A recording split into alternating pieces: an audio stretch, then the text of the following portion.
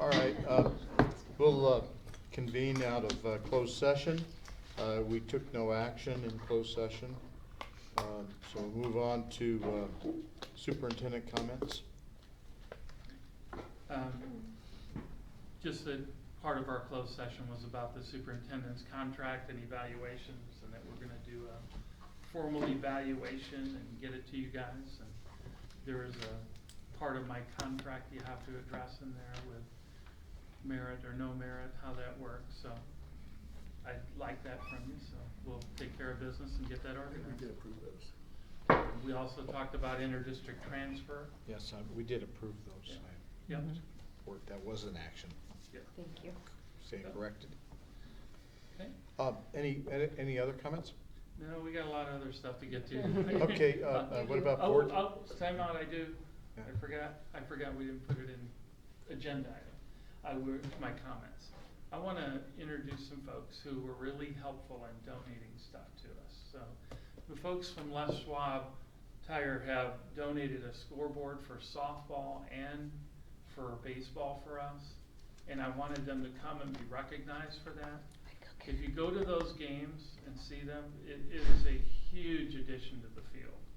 And it's great to see that you look out in left field out in softball and you see a giant scoreboard up there, and it looks great. And so we've been able to put new scoreboards on our outside facilities, and the district did not put money into those scoreboards. Those are totally through donation from Les Schwab. And I want them to be recognized for that. So I asked Aaron to come and introduce some folks, and there's a guy's name on the scoreboard who's here as well. From other than That'd be Schwab fine. as well. My name's Aaron Branscombe. I help football, baseball coach at high school for the last, 4 or so years. And baseball kind of goes with the scoreboard. You know, for as long as I've been at the high school, my brother-in-law's been playing baseball. Never a scoreboard, and I've always wanted to do it. And the first person I went to was Ken Kirby from Les Schwab. He got both scoreboards donated, not even second guess. He goes, I'll have the check for you in 2 weeks. So that was great. I really appreciate that. Ruben Aguilar helped put up the frame for the boys' scoreboard, and that was greatly appreciated. We got it up the day before the last game. Got to play in our alumni game with it too. So he brought Darren Wisdom and crew, forklifts, everything. We got it up within a couple hours. Awesome, nice. So we really appreciate that. And of course, the scoreboard is dedicated to Coach Klein for all his work and working with the kids in baseball in class. Got 40 years, Coach? 32 years. 32. So I just wanted to let them know that I appreciate it. I know the team appreciated it. And Awesome, Ken. Awesome. And one of the nice things was when Aaron first talked to me about it, we were only talking about baseball. And of course, Aaron's heard me say this about 10 times. Whatever happens in baseball happens in softball. Amen. It's about time the girls get their share. And Aaron went, really? He goes, you know, the scoreboard's a lot of money. I said, Aaron, I can't go to a softball game and get beat up, okay? What happens there, happens there. Ironically, as soon as the girls' scoreboards came in, our guys were able to put that up because we mounted it right on a wall unit we had out at the field. So the girls had the softball scoreboard for more than half their season. That's where he comes in, because after about 7 different placements for the baseball scoreboard, I mean, we had it placed everywhere you can imagine on the field. We finally put it on the wall of the building, and he had to fabricate frame to put it on, because it's just a box, you have to put a frame to it. So he fabricated a frame back at his shop and brought his guys and put it up to do it. So it got done, but it got done. We had it for the alumni game too, which was nice. And Coach Kind, you didn't throw a no-hitter, did you? Oh, sure. If they would have caught the ball, they would have. Dave pitched the alumni game that I was at. he just didn't pitch, he pitched 6 innings. So, Yeah, but, you know, we really appreciate Les Schwab doing that, because it is purely donation. There was not district funds that could go into it.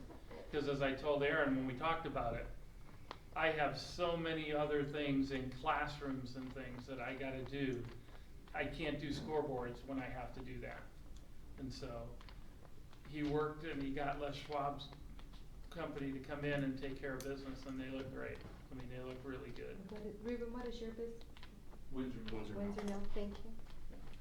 And also, Les Schwab not only with the scoreboard, throughout the 4 years I've been helping coach, and Ken's been here 2 years now, and he's always donated towards the program.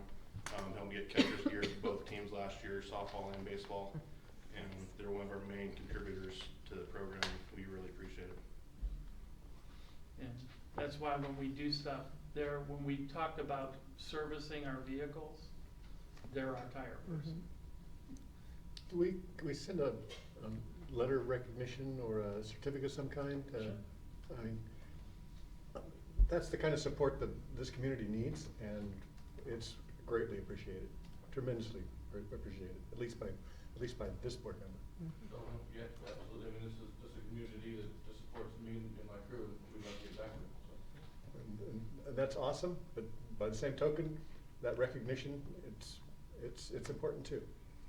Thank you. And in the scoreboard world, they're really cool because they're wireless now. It's a Yeah. little box about that big that you just sit in the dugout and go ding, ding, ding. Oh, Yeah, it's Nice. very cool. very nice. Well, thank you very much. Thanks, Ken. Yeah. Thank you. We look forward to seeing your children all playing on those fields. Yeah. Both of them. Well, I got one more on the way. I know, well, do you know Good job, what it man. is? Good job, man. Do you know what it is? I do. Oh. I cannot say anything. I'll have to go talk to your wife and Sworn to but I secrecy. know you got at least one kid on each classified field She already. doesn't know yet. Oh. That's why I was sworn to secrecy. Oh, maybe I should talk to the neighbor then, right? Yeah, right. Yeah, that's what we're waiting. Okay, well, thank you. And I gave you a little grief about putting the scoreboard up, and like it's not picking a prom dress here, just find a place to put it up. But, yeah, it looks great, it's a Ken, what perfect is your last location. name for the minute? Kirby, K-I-R-B-Y. Thank you. No, we really appreciate it, it's great. That'll do it. Okay, we'll move on to board comments. Thank So- you.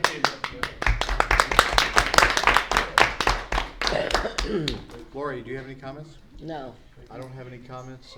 Alex? No. Nope, I'm good. So we're moving on to the action agenda. Any public comments on the consent agenda?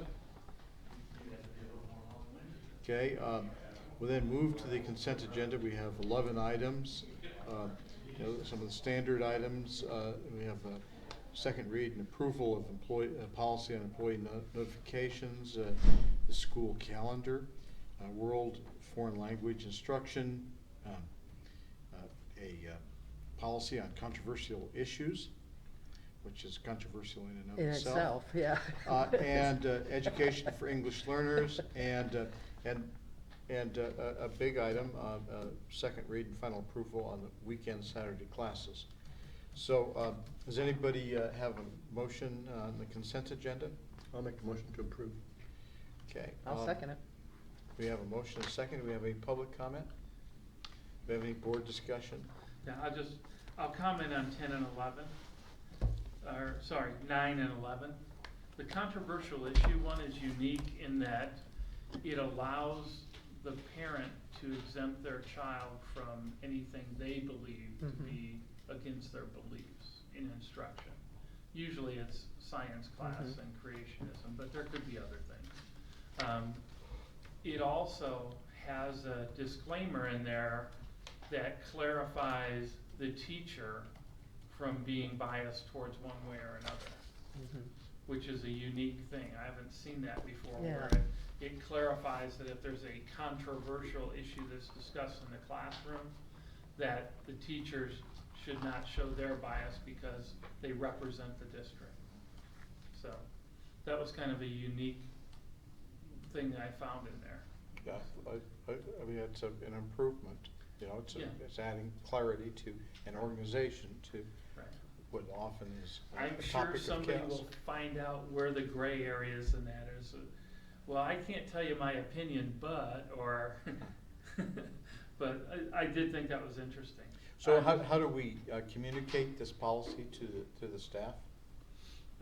It's one of those things we have to do in our start of the year meeting with them, is Okay. remind them that under the new policies, that, you know, their opinion represents the board when they state it in front of a class.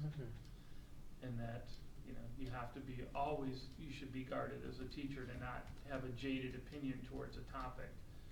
You know, you present both sides and let them make their own mind up. I had a You're civics. gonna make sure that everybody's following that Yeah, one, that's right? a tough one. Mhm. I'm gonna try, but I'm not in every room every day. Mhm. I had a civics teacher at this high school when I was in high school who,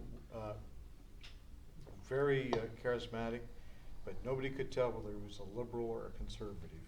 Yeah. He would- after he left the district, and I had a chance to bump into him, and I found out that he was a liberal. Number 11 Yeah. is the one that talks about Saturday and Mhm. weekend school. And by the way, it doesn't restrict it to Saturday. It can be Saturday and Sunday. That's Um, May. You can't assign a teacher to it. You can post it as an option. However, for example, in middle school and high school next year, we'll have a Saturday detention time. And if we have a Saturday detention, we could assign a student to that to make up for some ADA. So that is an option. So that kind of clarifies that Saturday school can be considered ADA time. And, That's good. you know, I kind of, at Bechtel, Jeff's Saturday school was more like a cleanup construction crew than they were a true academic one. But high school and next year Sanhedrin and the high school will share a Saturday detention person. They don't need two separate people, but those could be considered ADA times, so we Are have they to gonna make sure. use that as instructional time then? The student would use it as instructional time. There's no onus to provide a algebra teacher, an English teacher, a biology teacher, but it can be used as instructional time. And so that's something we'll look at is how we have that and will it help us in ADA? So, Okay, we have a motion second. There's no public comment. We'll just move on to the vote. All in favor, say aye. Aye. Any opposed? None. It passes. Real quickly on item 11. That can be done by multiple teachers throughout the course of a day, correct?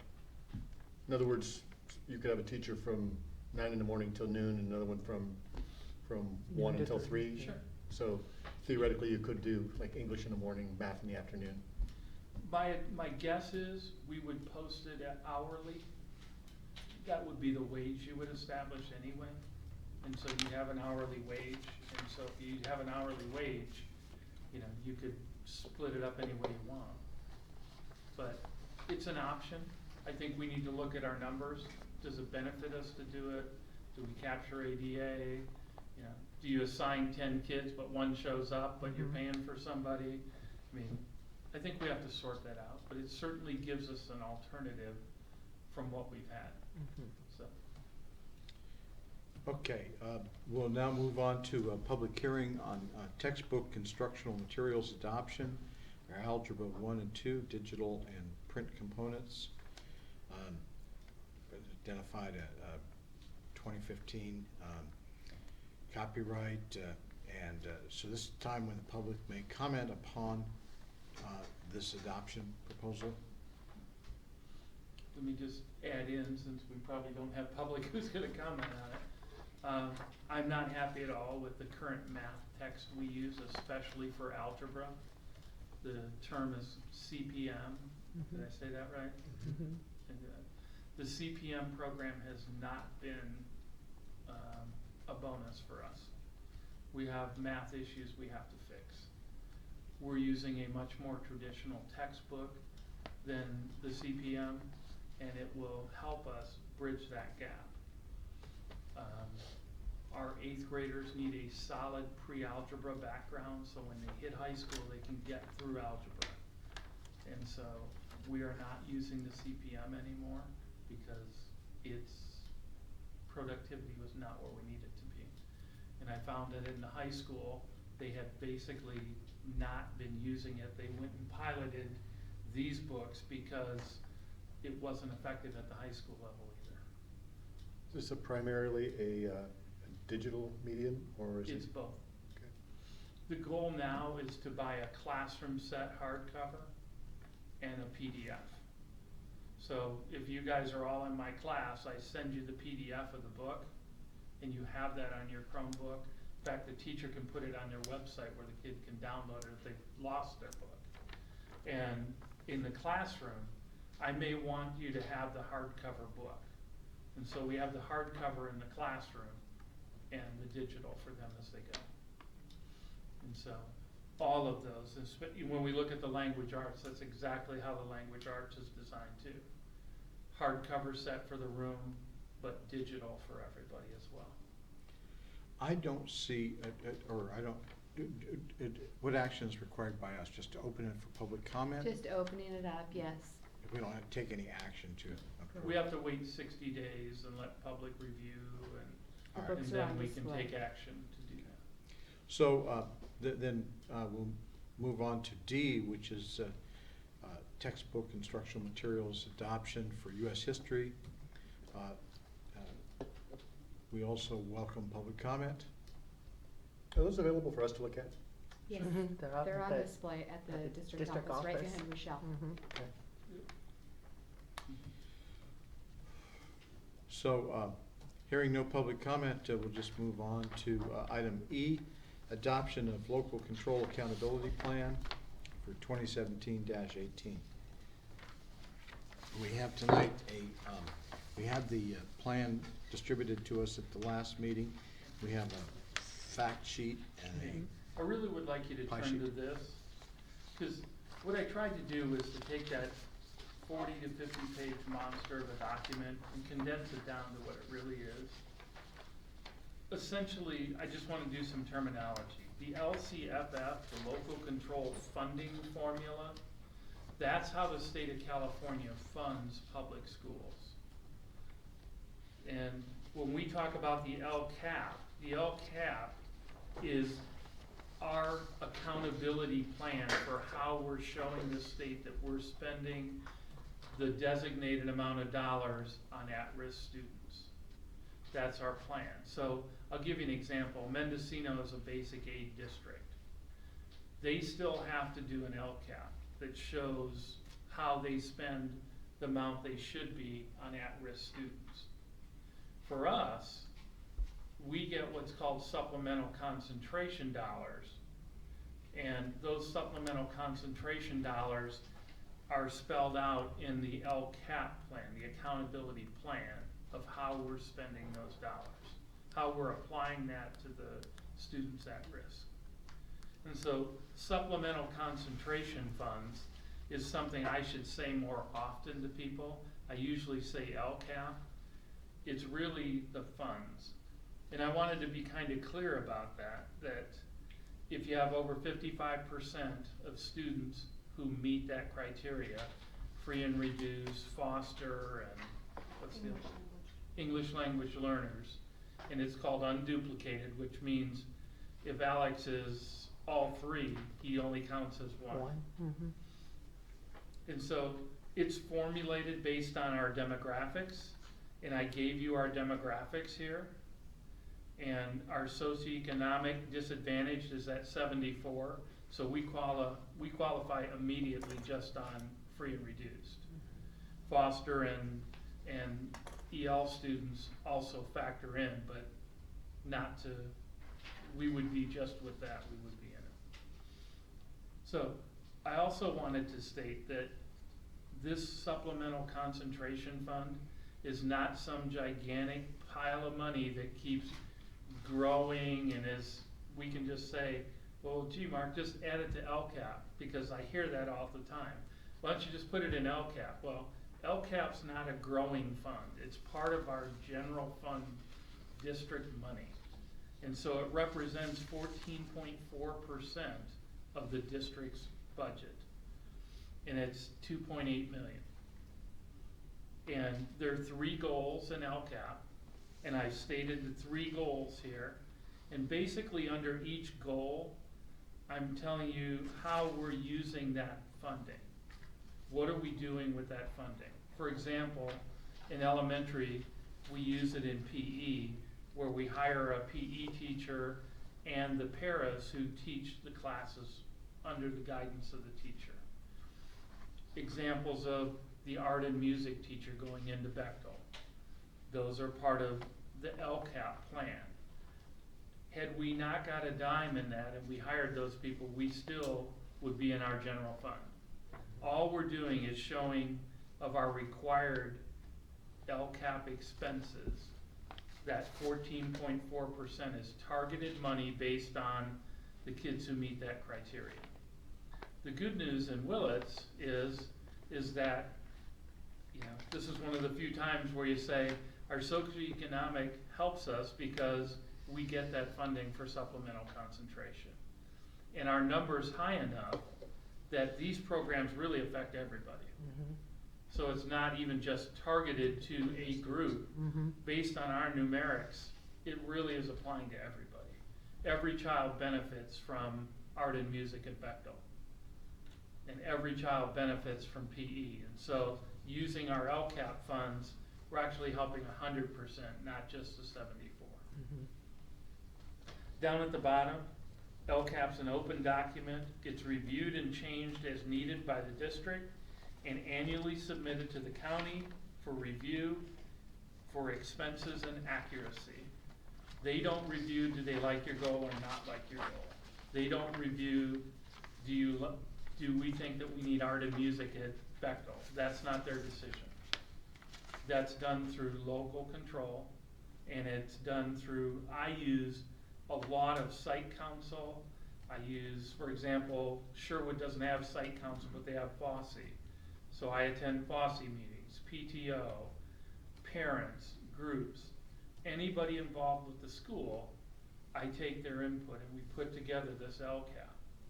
And so, although it's a super complicated document to walk through, and I'm sure the county will red pen us somewhere to justify their existence. Exactly. And I'm okay with that, we'll fix that. But page 2 kind of gives you the pie chart. So if you take that 2.8 million, here's how it's kind of spread out. Here's where it's going. And really, that's LCAP in a nutshell. It's a living document of how you deal with your mandated expenses to at-risk students, which is part of your funding program. Can you Sure funds a lot. explain which of these gray areas is deferred maintenance and which is CSR, or whatever that is? Yeah. Deferred maintenance That's the 201. is the 201. Okay. And as Nikki will tell you, I spent every dime in deferred maintenance. So that's that's Probably 7% an extra dime of $2.8 million? of that 2.8. Okay. Yeah. Of that 2.8, the deferred maintenance was 200,000. Now we do maintenance in other places in our budget. That's not the only place we fix or repair anything. Okay. That's a place where we have targeted money out of this, which we're allowed to do to help us maintain facility. And so that is one of the places. We have budgeted for normal repair.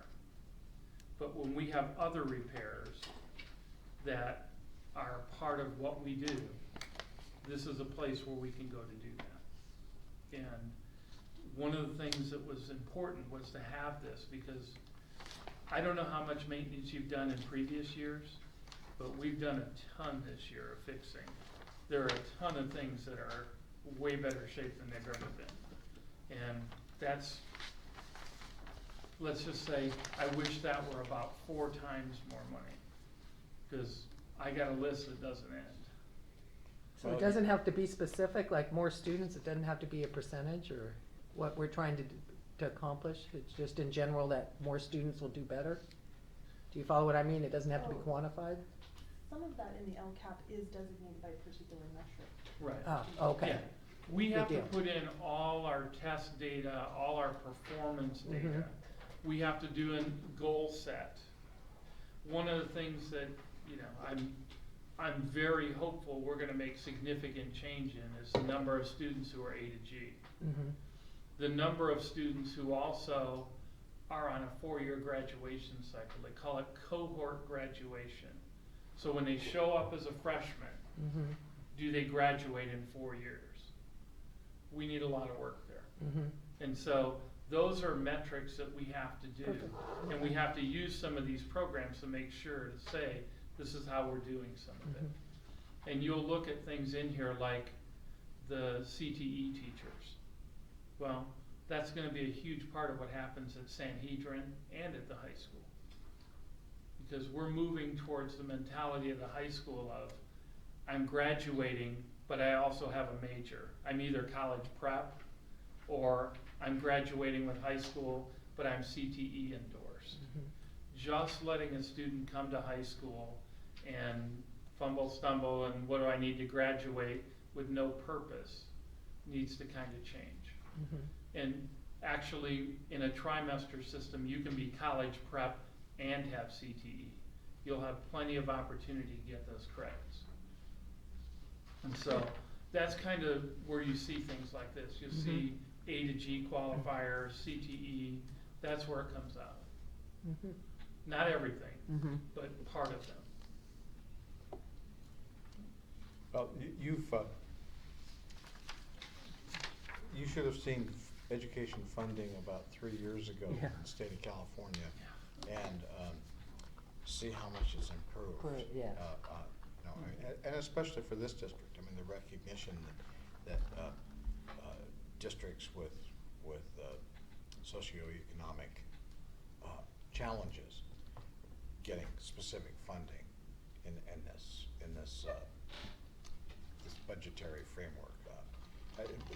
The state did a good job. Mhm. I mean, it's Definitely. obviously not perfect. but, Right. all in all, it's gratifying to see the state coming up, some pretty smart people came up with this idea Mhm. of how to fund education. And basically it was to refund, because I mean, you know, I got the impression there was about 10 or 12 years here where education just essentially was not funded in California. Exactly, yeah. The only things I wish they would have added would have been the federal funds, and I wish they would have added in there the special ed funding, and make it all one piece. But the feds, I understand why, cause you never know what you're gonna get from them. And the feds wanna work directly through to the district. You know, if there's anything I hope our president accomplishes, is that mentality of state control. To allow the state of California is gonna get X amount of dollars, and let them put it into their controlled formula. Mhm. That would be really nice, because then it would be proportionally used. And is that where the federal government appears to be going? They like state control. Okay. They like local control. One of the few things the president probably likes about California is the LCFF. They probably believe that's a good thing, that there's local control over what goes on. And, you know, it's not a perfect system, there's no perfect system. I can imagine districts were really upset with this, you know, districts who are really basic aid districts who get a ton of local revenue. You know, they were having to give up to get some of this. So, Yep. So, do we have a motion on the adoption of the local control accountability plan? I'll make the motion. I'll second it. So, motion second, any public comment on it? Any board discussion? All right, we'll move on to the vote. All in favor, say aye. Aye. Aye. Any opposed? Passes unanimously. So we'll now move on to adoption of the 2017-18 Willits Unified School District budget. you have a document that looks like this and it has item stuff on it. Make sure the one you're looking at should say revised at the top. Because I know we passed one out as part of the packet, but we did have some very minor revisions. Is it in The this one, one? yes, the ones that I gave you today are the revised. Okay. So it's right behind that clip, Chris. All right. I have a question before you start. Sure. The CSBA about 2 or 3 days ago sent out an urgent email. And it's a breaking news, budget deal comes together. This is on the 11th of June. Said that by June 15th, which by all indications is tomorrow, they're going to approve the budget deal on education. And it says something about funding LCCF to approximately 90% of implementation as proposed by Governor in the May revision. Is that new news, old news? I think that's what we expected. So just as a brief recap of the overall structure of LCFF funding is that they've established target funding levels that they're trying to move districts towards. And so each year they establish what they project our target to be, and then they establish what the gap funding rate percentage is, and they move us a percentage towards that target. And so right now, that's some of why in the last few years we're getting bigger increases as we try and move towards that target. And once we hit that target, we would then be in a COLA type scenario in years after that. So when they talk about being at 90%, they're saying that they 97. anticipate us being at, you know, that percentage towards the target overall. Okay. And again, when we did this, what we know now, our snapshot, and it's conservative, but it's not unrealistically conservative. For example, I'm hoping we get to full funding in the title programs. It's not uncommon to say, budget, they tell Nikki budget 80 or 85% of Title I, and then in September or October, they go, oh, we're at 100% now. Well, that's fine, but we can't go out and spend as if we're in 100%. If it comes, I will gladly spend the money. I'm pretty good at that. Okay, so I don't know how we're gonna, are you gonna make a presentation or, I mean, Let me give you a few nutshell things All right. before you ask the question. So we are looking next year, and I always look at this from a rollout perspective, and I look at, we're deficit spending, so if you see right down about 3/4 of the way down, 999,194. Go over to the next year, it's 9,927, and then it drops down to 734. I see, okay, thank you. We're deficit spending. One of the things we had talked about was using some of fund balance. The contract we settled did exactly that. We don't have contract issues 2 years from now because we didn't put big percentages on what we have. We didn't increase healthcare caps, those kind of things. We're now sitting in a position where our third year, I shouldn't say is looking better because we're gonna negotiate in the third year out, but we're at least in a positive position. So this represents being positive, so our issue is we're not gonna be in qualified status, and we're gonna spend some of the deficit. As painful as that is for Nikki, because business managers have a really hard time with spending deficit fund balance, because once you have it, you have it. Once you spend it, it's gone. And so that's one of our issues. We know that, but we now have these 2 years of no negotiations to deal with to kind of get ourselves in place. And that's why we have a lot of change in program next year, because we're focused on creating the academic change and focused on our conversations next year need to be about student and student performance and academics, not paychecks. So. okay. Very good. Do we have any public comment on the budget? Do you have any board comment? But I really appreciate Nikki pulling this off a week ahead of what we originally had said. I think that's really asking an incredible amount, and you did it. Hats off to you. I just want to note, as I told you, that down at the bottom, the 6%, and then you see the 5.83. Mhm. That is the number that we keep. 3% is the state's requirement. The third year, we're showing 5.83 right now, okay?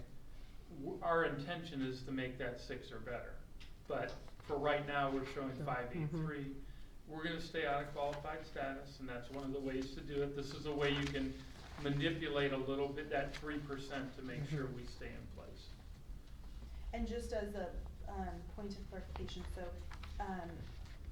one of the things that was revised from the last version Mhm. is just how that was depicted here. So on the first version, we just showed 6%, 6%, 6%, and what that did is it showed a negative unassigned balance of, I think, roughly 30,000 or so, and that is good for seeing it. It kind of highlights like where you're at and how far away are you from being at the reserve percent that you might want to be at.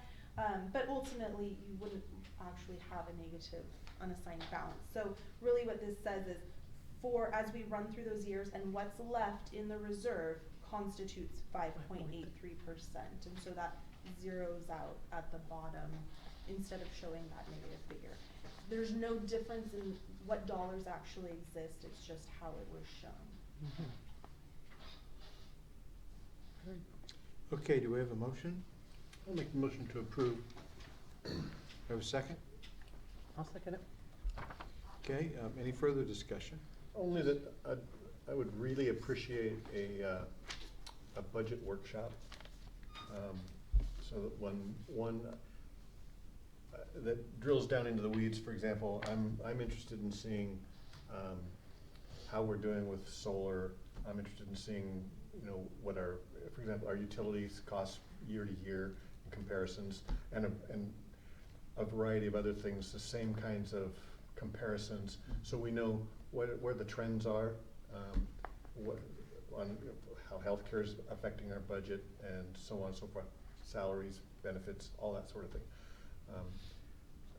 And I would appreciate a more in-depth workshop.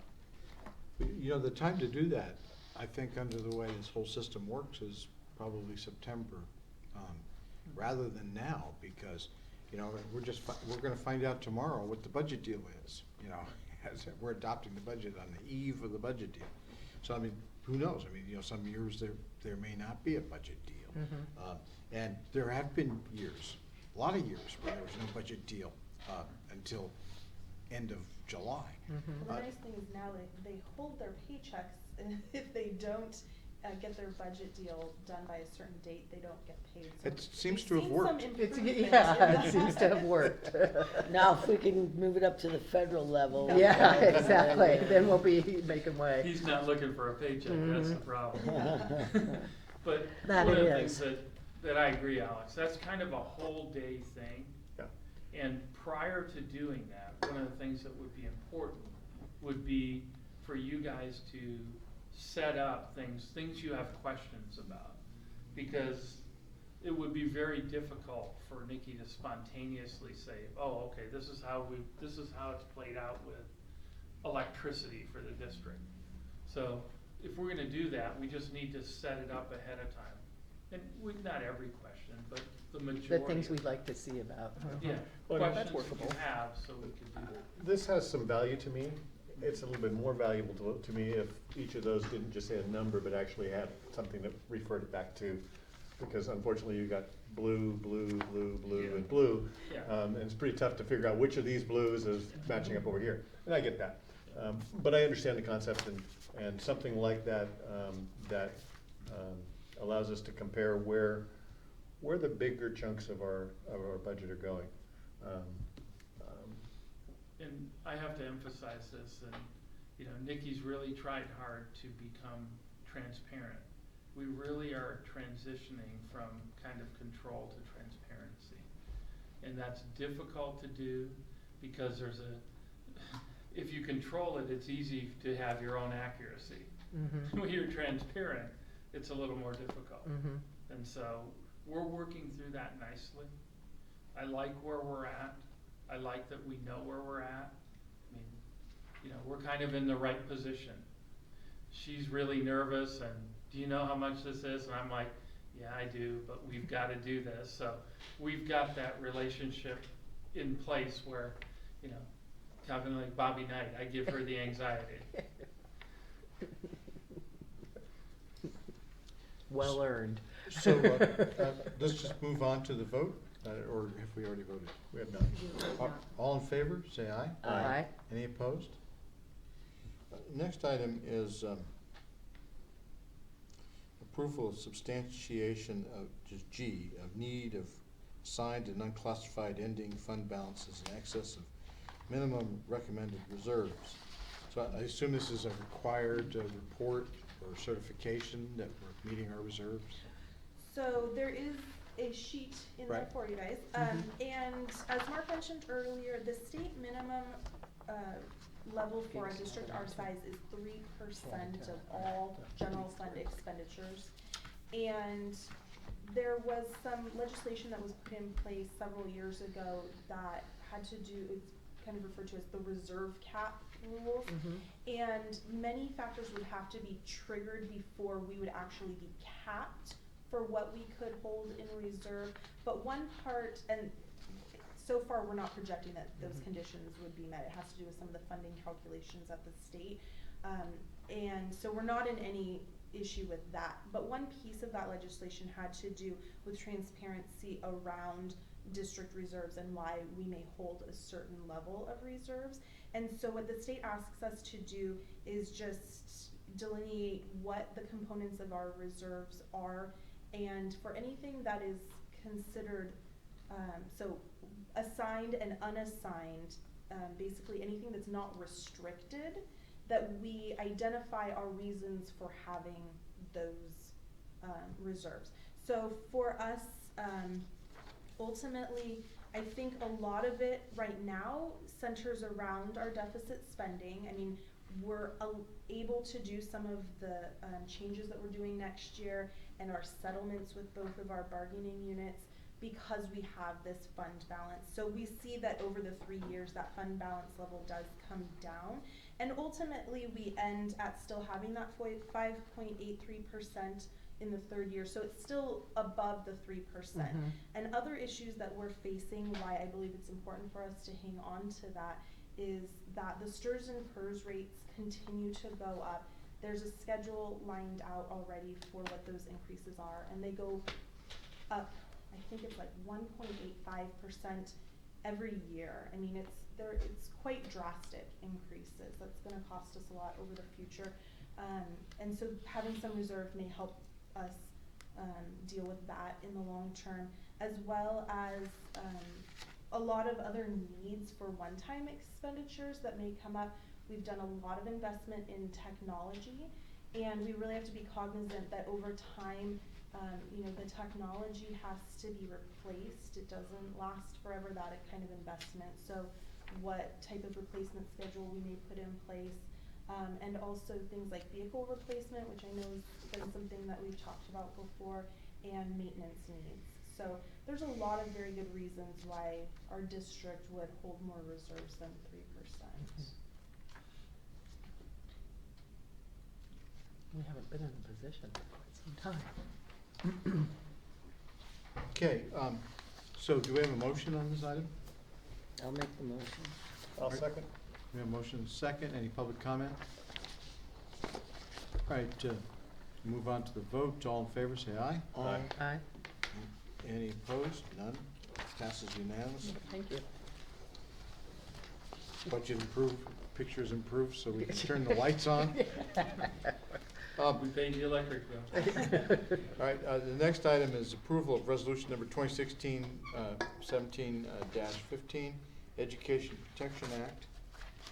So several years ago, I don't know if you guys recall Prop 30 that came into place, and districts essentially, their funding was cut, and then Prop 30 restored some of that funding.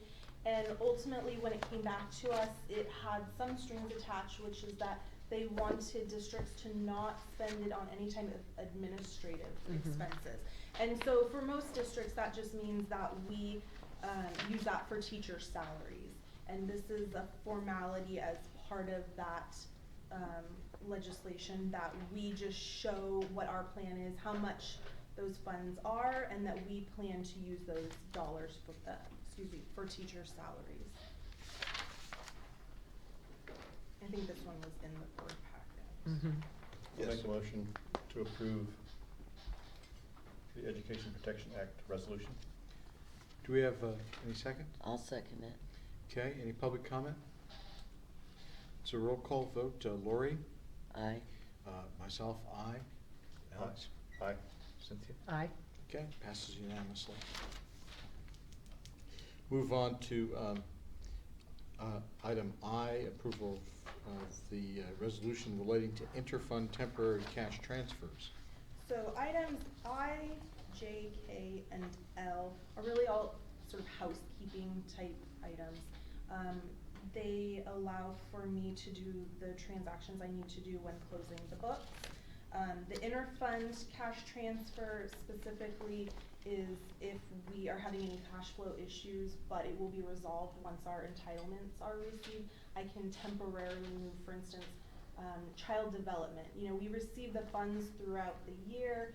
We can move funds from the general fund for a short time and immediately move those back, so that when we close on June 30th, we have positive cash in each place. Do you guys want me to just quickly hit all of them, or wait until we go through? Give us some each examples. item? For the cash transfer transaction, yeah, I would say Fund 12 is one of my more common ones that I see, because the county office sends us releases of those funds throughout the year. You need to know what Fund 12. Oh, I'm sorry. Apologies. You gotta talk their That's our language. child development fund, the preschool fund, the state preschool. And so when we go to close the books, it may show that we don't have as much cash as what our expenses were in the year, but we know that the cash is forthcoming, and so we're able to just temporarily move money from Fund 01, our general fund, and close the books with positive cash, and then we immediately move that back. So, and then so the other items, so interfund transfers just allows for normal, booking of contributions between the funds, or if we have indirect costs moving from preschool, that goes back to our general fund. Those would be our interfund transfers. And then just, of course, our general budget transfers. There may be things after you guys approve the, this budget, which included estimated actuals, if we have to do any other routine budget transfers to get through the remainder. So essentially this, once the budget is set for a given fiscal year, if we go over in a given category, the board has to approve transfer funds to balance that, correct? Well, so it depends on if you're talking about an actual expenditure that will take place there, or whether it's a cash flow issue. Because when we're dealing with the budget, we're dealing not necessarily with cash. They can look very different throughout the year. And so sometimes we have to do a transaction to make sure our cash is balanced in an account, even though we know there's the fund balance in the budget by the end of the year will be acceptable. It's just, we can look at our budget and say, we're expecting, $14 million of LCFF funds, but the state doesn't actually give us that all up front. They'll send payments throughout the year. And so we're constantly watching the cash flows to make sure that every area of the budget has sufficient cash to support the approved budget that exists there. I think I can answer Alex's question in easy layman terms. If Title I would be a really good example. There's a high possibility the federal government this year would do something crazy and hold up Title money. Definitely. We have aides who are hired through Title I. We're still going to pay them because we have money that they've obligated to us. We don't have it yet, but we can use general fund to pay them on anticipated revenue. And so that's what allows Nikki to be able to use that money, even though it wasn't there. We use our money to cover that until theirs comes in. And one of the other issues, like with cash flow, is that's one of the major issues you have to look at with fund balance. Fund balance is not just money you have at the end of the year that says, oh, okay, we got this much in our savings account. We don't get every dollar that's coming to us in August. Sometimes it filters throughout the year. If you don't have a fund balance, lots of districts are in a position where they have to borrow money to make through payroll and cash flow. So if you have a fund balance that's significant, you know, every time you borrow money, you have to pay money to get money. And so you're wasting money if you don't have, if you have a fund balance, you don't have to do that. This allows Nikki to use fund balance to maintain our status until the revenue comes in. And so that's a real issue. As fund balance gets lower, that's something we have to be really cognizant of. We have to make payroll, and we don't want to have to borrow to ever make payroll. We're not even close to that position. I'm just saying there are a lot of districts who are in that position. We have been there before. Yeah. Or they could do it where they've done the same, we're getting 100% reimbursement, or they're gonna fund us, and then halfway through the year, it ends up, oh, it's only gonna be 80%. And that ends up being, and we have to pick up that 20% deficit. And the So. answer to Alex's question, the other part of that is where you see that, the change in the budget is at the interim. In terms. That's where you'll see it. If there's actually a change in revenue or anticipated expenditures, you'll see that in the interims. So this is essentially J, K, and L, am I correct? Yeah, I think we have to do it separately Separately. because they're resolutions. So, do we have a motion on I? I'll make the motion. Resolution second it. 18. We have a motion second. Any public comment? We'll have a roll call vote. Lori? Aye. Myself, aye. Alex? Aye. Cynthia? Aye. Okay. We'll move on to Resolution 17, authorization for interfund transfers. I'll make the motion. I'll second. Any public comment? Okay, roll call. Cynthia? Aye. Alex? Aye. Myself, aye. Aye. Lori? Okay. Move on to approval of Resolution 19, appropriating ending 2016/17 balances to reserve. Did we get 8? The one above it, budget transfers. Yes, we just did 18, so we're doing Okay. 19 now. L. Do we have a motion? I'll make the motion. We just did 17, we're on 18. Oh, okay, I see. It's Gotcha. budget- Two budget Yeah, transfers. we're on item K. So, I'll make the motion. I'll second it. any public comment? Lori? Aye. Myself, aye. Alex? Cynthia? Aye. Okay. So now we'll move on to 19. Approval of appropriating ending 2016/17 balances to a reserve. I'll make the motion. I'll second it. Okay, we have a motion second. Do we have any public comment?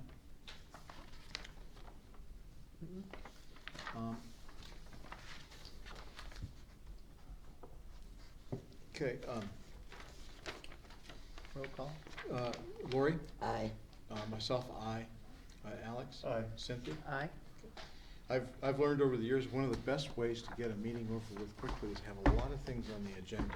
And you don't have 2 or 3 things on the agenda, meetings always go longer. So, now we'll move on to, public disclosure, fiscal impact of the WTA and CSEA union agreements, which is required, I assume logically, before we move on to, ratification. And So you have 2 item Ms, one is a WTA and one is a CSEA. Right, I saw that. So, I think essentially this is, we've seen all of this. This is to mostly this, you know, we make this disclosure. Is there any public comment on the disclosure? Hearing none, does it even require a vote? It does not. I think voting on the tentative agreements in the next items will Okay. be sufficient. All right, so now we move on to ratification of WTA collective bargaining tentative agreement. That's in front of us. Was, I'll make the Ten- motion. okay. I'll second it. Do we have any public comment? I have several comments. One is that I like the way that we moved off of the old model of a percentage increase. I see, you know, the wisdom of that, and I thank both the administration and WTA finding their way to do something that makes a little bit more sense. We're not, one of the attributes of this agreement that I like is we don't negotiate next year. But there will be another negotiation someday, and I think before we go into those negotiations, we ought to develop, spend a little time at the beginning developing the ground rules on, say, the issues of confidentiality, you know, because I think I had personally a different expectation of confidentiality of negotiations, but maybe that others didn't share that, and so it's nothing to say that my expectation was the correct one, or that somebody else's expectation was the correct one. But I think that's something we should look at. I think we should also, when we go into it, develop a schedule, so that we don't have, you know, lapses of 60 days between discussions. I appreciate that your involvement in that. We didn't spend money on an attorney this year. So and obviously this is something that has been ratified already by the WTA, so we're the last ratifying agency, and so they appear to be satisfied with it. What I don't get a sense of is, you know, except for going around asking people, is how the rank and file feel about this agreement, whether they're grudging acceptance of it, or whether there's enthusiastic acceptance, or something in between. I don't have any sense of that, and I don't think, I understand that the WTA doesn't release its approval percentage, and I think that when we go into negotiations next time, we should maybe talk about that at the outset, because I think it's important to the public and to the board to know what the buy-in is. I mean, you know, we're acting in open session here, and we're gonna all vote, and everyone's gonna see what our votes are. It's gonna get in the minutes.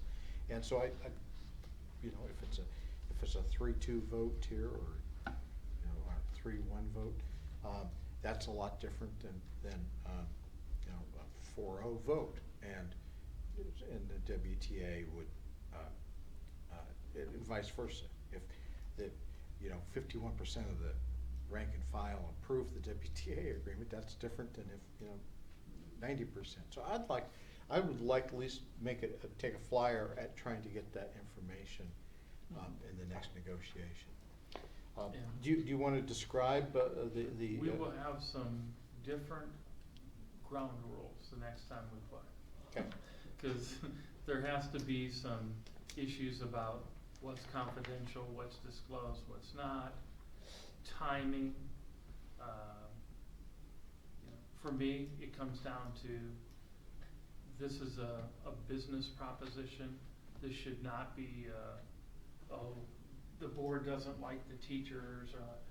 We all like teachers. None of us are here for any other reason, but we like education. This is a business proposition, and it's always different. You know, I tell folks when we negotiate, this is not about you and me. Personal. It's Yeah. about a budget, Yeah. and it's about it doesn't mean that I don't value you or devaluing you. It's what can we afford to do? And we have to have some pretty clear ground rules here about what's discussed, what's open, what's not. I'd also like to know what it costs the district for negotiations. I know that the negotiating team for WTA is that's a fair number of bodies. I know that we provide substitutes Yeah. for those. I'd be interested to know what that costs the district. And how many The hours are in administration it? spent $700, I can tell you that, because I referenced language 3 times with school and college. So I use an attorney to look at language only. I don't need an attorney to sit at the table and talk for me. but we reference them when we have a question about, is this Mhm. legal, can we do this, can we not do that? Alex had some questions about, can we do something different? Now, if I don't know the answer, I'm gonna find the answer. Mhm. But we pay for that service, Alright. and, you know, I think that's valuable, but, we paid a lot of money last negotiations to an attorney from the board side that Mhm. just don't need to do. Yeah, We know our math, this is our wallet, not theirs. And I Thank think God. that I also, we had a lot more information about where this was than we had in the last two Yeah. prior years. I mean, we were sort of just plopped down, you know, and there was a deadline, you better sign this now, you know, last year, and. it If was- I put a proposal on the table, you will know ahead of time what it was. And I appreciate that, and I felt that, you know, actually, all in all, despite the number of issues, both sides would be congratulated for coming together with something that. I can is only workable. respond to the teachers' portion from what I hear from teachers. And is it jaded because they're talking to me? I don't know. I don't think so. But they're really happy, A, that it's done. Because the vast majority of them don't like the drama that goes with it. And B, they feel as if they were acknowledged.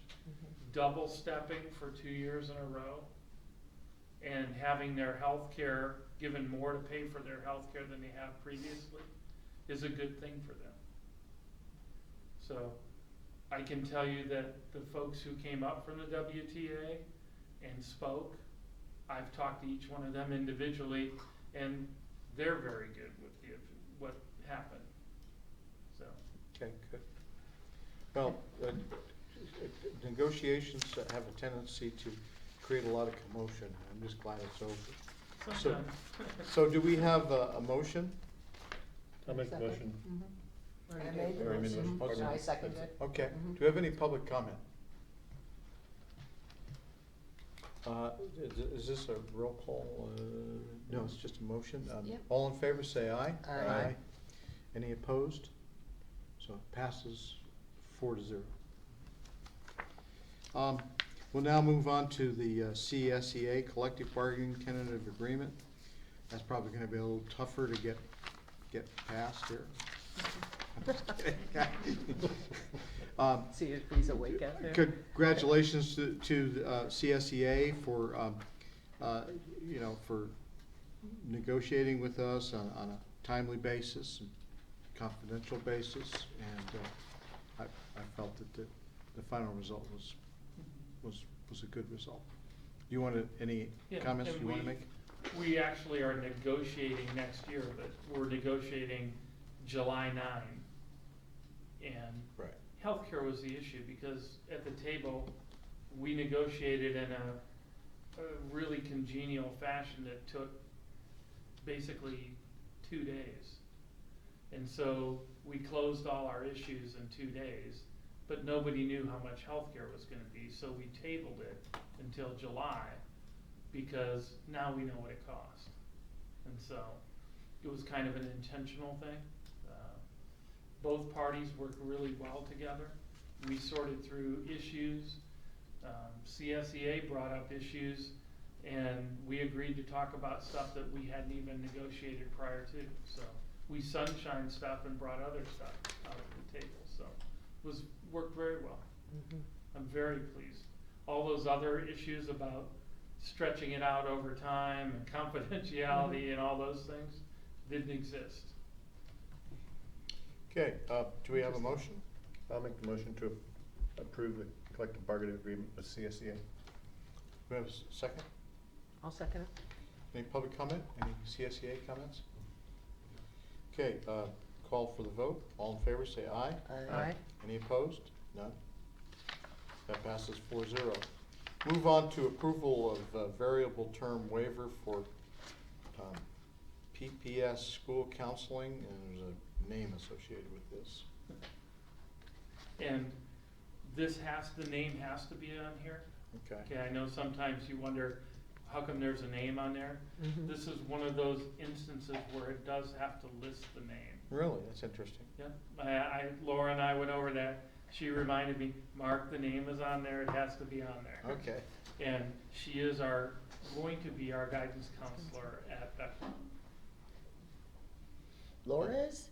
No. No, no. No, no, Oh. Alma. I was gonna I say, think I that you- didn't I sure had you that have a same thing, job. I had to shift in the second gear also.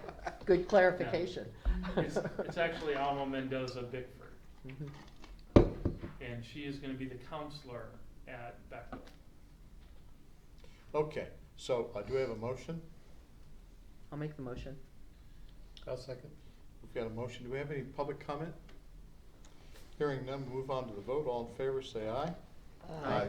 Any opposed? None. Approval, item Q, approval of network infrastructure equipment, E-rate Deco Tech. Okay, if you wanna get into something really confusing, look at E-rate. We're familiar with it. Oh my God, only the federal government could screw up something this bad. I look at the documents and I get done reading a page and going, I have no idea what that means. But essentially, E-rate is the government's way of using some funding to help us through some technology expenses.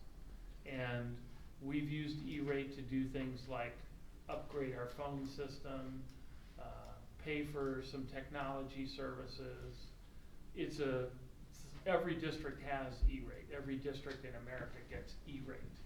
It's just a super complicated form that you turn in. And so one of the requirements is that we put that together. If you look back through your packet, you'll see a 1/4 inch of stuff that's E-rate. Mhm. And Has this gone up to, through an RFP process? Yes. Okay. And Decotech, are they the only respondent? Mm. no, they weren't the only respondent, but they were awarded the bid based on price. I believe the other two, their bids were maybe not considered responsive, I'm not positive, but I think they didn't quote exactly what we had put on the bid specs. They got DQ'd for not hitting all the things they had to meet the bid spec, but these folks, this is about infrastructure. You can't throw out a bunch of Chromebooks and not have your wireless infrastructure in place, so that's what E-rate kinda helped us do.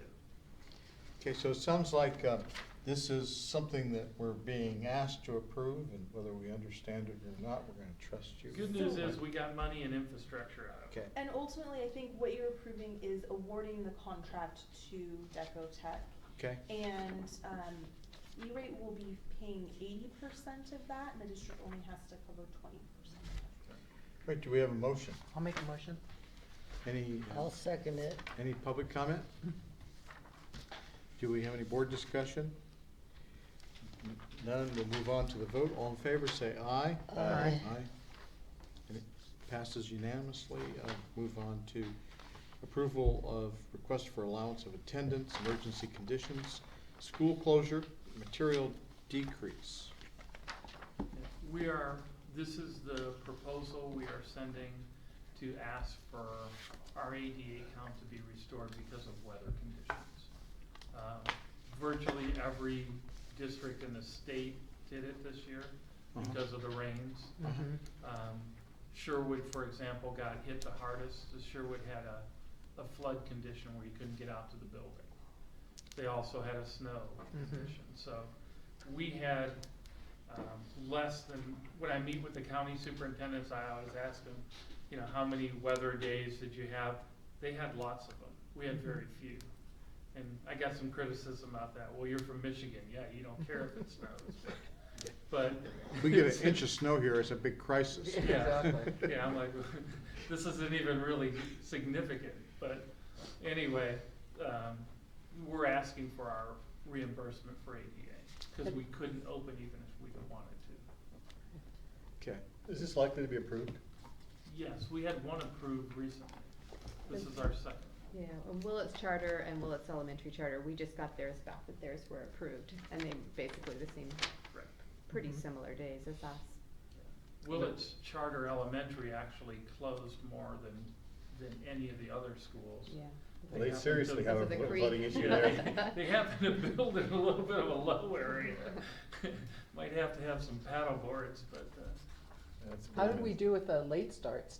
Did we end up, did that help us in the long Yeah. run, or? and see, I come from a world where late start's fairly normal. If you have a big snow, you wait for the plows to get out and then you go to school. You threw one in at Yeah, us. but honestly, the late starts worked really well. Did it? Yeah. In handbooks next year, like in middle school, Sanhedrin, and the high school, I put in a 2-hour delay schedule. And it's, you know, we get 100 calls. Well, when's the bus gonna get there? Mhm. 2 hours later than it normally does. Mhm. And so a 2-hour delay is a nice way to still have school and not lose your day in Mhm. ADA count. Mhm. And so, you know, I kind of threw that in as a new thing, and it seemed to be okay. Mhm. Does it, just strictly from a financial standpoint, are we better to do this or the late start? That includes the late start, so you have the school closure piece inside there. Like Sherwood School was closed completely, and then the material decrease is actually the late starts. Gotcha, okay. So essentially what she looks at, Jen puts all of this together. You're Jen trying to puts just make you whole, I gotcha. Yeah, so we might have on late start days where our attendance drops significantly because maybe not everybody still Right, that's what I was goes, curious and about. so it helps with that. Okay. Okay. Yeah. I'll make the motion to approve the request for allowance and attendance because of emergency conditions. I'll second it. We have a motion and second. Do we have any public comment on this item?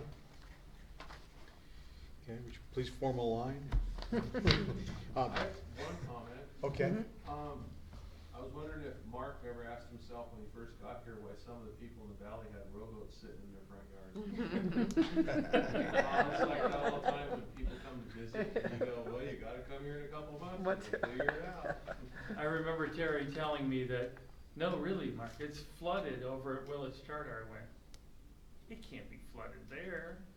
I mean, it's not like a valley or anything. Mhm. Oh, it's flooded. That's pretty impressive. Mhm. Okay, we'll move on to the vote. All in favor, say aye. Aye. Aye. That passes unanimously. This next item is perhaps the most important item on tonight's agenda.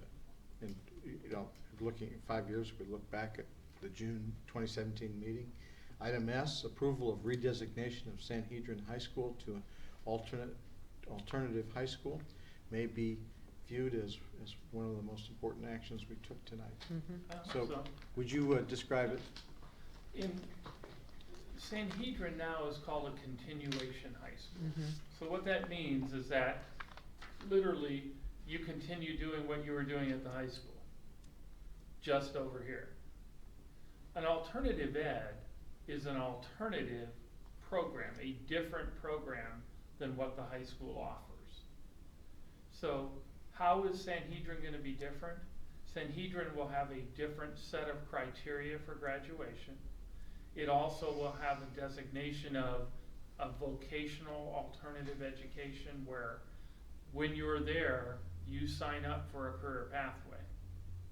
So essentially, the state requires 180 credits to graduate.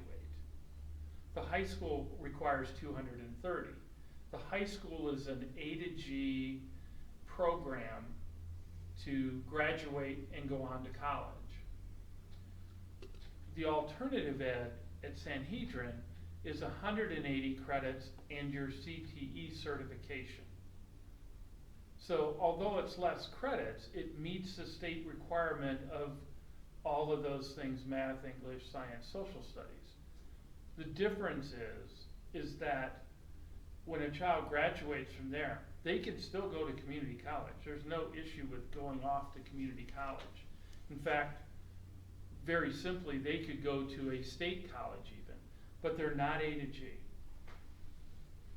Nor can they be. There's nothing more crazy in the educational world than sending a student at the high school who's a year behind or more in credits over to Sanhedrin to a continuation school to say, keep doing what you're doing, and you still gotta get 230 credits when you're a year behind, and by the way, it's a shorter day over there. So we tell them to get more credits and give them a shorter day. That's not gonna happen. So what happens is, we end up trying to create crazy credits and do all kinds of stuff that we don't need to do. We need to have an alternative to the high school. And that's what Sanhedrin should be. The other thing that comes with being an alternative ed instead of a continuation is you don't have this age 16 issue. It is a high school. So a freshman, a student could go from Bechtel to Sanhedrin next year. If we had a child who said, I wanna do ag, I wanna take every ag class I can be, I wanna go to Sanhedrin, do my required classes that I have to do, and I wanna take every ag class possible. They could go to Sanhedrin and graduate. But our performance in graduation has been dramatically impacted in the high school for two things. If a student passes every single class at the high school, they could have 240 credits when they graduate. If they fail more than 2 classes, so when they fail their 3rd class, they now have to go to summer school or somewhere else to graduate on time. Our ratio at the high school is too tight. The 240 is too tight. One of the things I did in the new student handbook is, as we go to trimesters and you have more credits available, we're notching up that 230, we're notching it up, but we're making the ratio better. So after we get a 4-year cycle, a child could fail up to about 5 classes in high school and still be able to graduate on time. Because we want to encourage students who have a failure to make it up right away. We don't want to say, oh, now you got to go to summer school. Because summer school isn't as good and isn't the plan that we want for kids. We want to do that in our high school program. It's okay to be unsuccessful in something. Let's allow the kid to retake it. But right now when that happens, if it happens more than twice, now they're off track.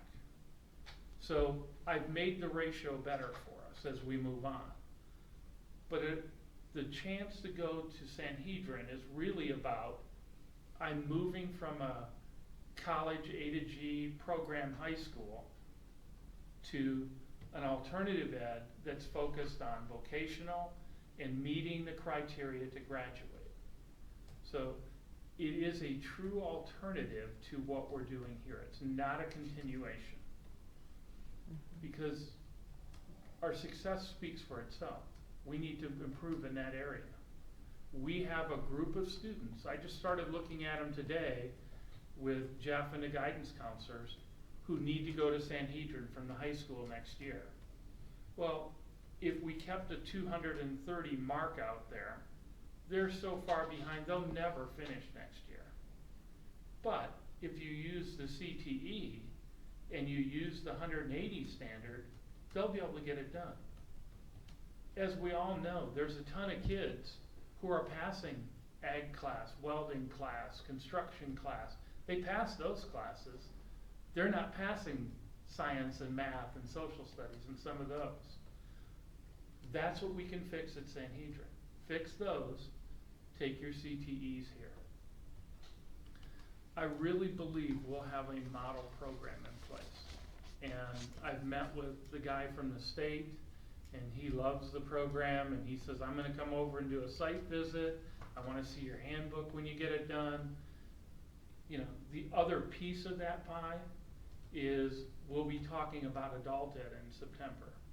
At our September meeting, I'll probably be asking you to recognize Willits Unified as adult ed program.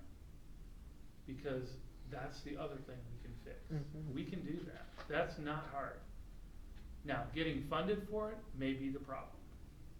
But having the ability to do it, we can do that right away. Unfortunately, the state dried up most of the adult ed funds. But That's where our program went. Right. Right? But I have to be honest with you, that it's something in today's world with Odysseyware and technology and wireless, having their transcript, having somebody, have a teacher for 3 hours, a couple nights a week at Sanhedrin to get these folks their diploma, huge benefit. Mhm. So, It's great community service too. We have a lot of people that, I've had 2 used it. folks who finished our adult ed program here, they were the last graduates. mhm. And they both came in to me and they found me in a crowd and said, I'm really glad you're putting adult ed back Cool. in. That's nice to hear.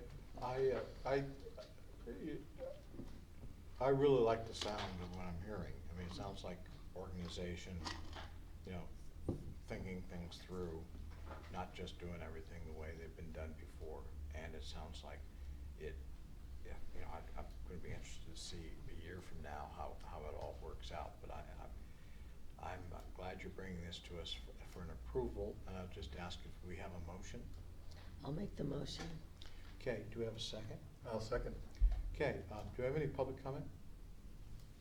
I just wanna say, nobody knows more than Lori when she goes over there and talks to these kids. Right. You know, they're not kids who wanna be in 4 years of math, 4 years of English. They don't wanna be writing research papers. That's Oh, not yeah. where they see themselves. And a lot of those kids have a lot more than just that going on in school, in their home lives. It's Right. just overwhelming what they're dealing with. You So- just can't even imagine. No, it floors me, when you hear some of it. It's like, oh my goodness. And instead of doing things like, let's give them work experience Right, and try and figure out credit, they're gonna have jobs their whole life. right. Let's scale down to what's important academically and what's important to graduate and have some type of skill when you leave the building. I like in general just making them successful. I think that's a huge component, Yeah. of something they already fight against, you know, Nothing and works having that. better than self-esteem. Right, and at the same time, I like how it's changing the name of it, not the name, the culture of what it infers of being us against them versus, and I like the idea that them coming to campus and enjoying the other, you know, classes that they can't have over there. I think that's a win-win all the way around for us. And there are some CTEs we don't have that I would desperately love to have. One is auto mechanics. I'm trying to work with the college to Make figure it that happen, out. yeah. We have the space. Right. I just don't have the instructor. Mhm. You know, those are things that we have to grow into. Mhm. I know I have the numbers. Yep. I just need the instructor. Okay, so without public comment, without any further board discussion, we'll move on to the vote. All in favor, say aye. Aye. Any opposed? It passes unanimously. I think that a year from now, we're gonna remember this item. Be pleased on with its that one. agenda. Yep. The next item, the governor has stolen one of our board members. And so we have a vacancy in the position of interim board clerk. Do we have any volunteers for the position? Lori? Nope. I'd be willing. All All right, Alan. There you All right, go. I Way to go, nominate buddy. Alex. I second as that. clerk. Any, I just wanna let you know that the reason for that is, the reason we have to do it now is because these We gotta sign documents that stuff go to too. county Yeah. need a clerk's signature. right. Actually, got the it. clerk's more important than the president. We'd have these meetings and Trina would bring over all these documents Oh, for look at all these I Georgianne have to for sign, and everybody. I didn't have anything to sign. I have stuff for everybody tonight, lots. I think you have to decide that since you're doing an interim, when you bring on your 5th board member, what do you wanna do with the clerk's position? Do you wanna move that around? Well, I Oh. assume this position would be until the Till next the end, election. yes. Yeah, well, in Next December, organization. is the organizational Right. meeting, so it would be up to that point. Sure, okay. All right, so, all in favor, say aye. Do we have a first and a second? Yes, Alex, I nominated him. Okay. and I second. Cynthia. Thank you. Mhm. All in favor, say aye. Aye. Aye. So it's unanimous. We'll move on to public comments for items not on the agenda. I ask to keep Where do you for want you me to to keep sign? it short. Tuesday? All right, hearing no Anywhere? public comments, we'll move on to adjournment. Any? I'll make a motion to adjourn. All right, second I'll that. second that. Alex adjournment and Cynthia. And you can go hit your own run. Good timing. Yeah.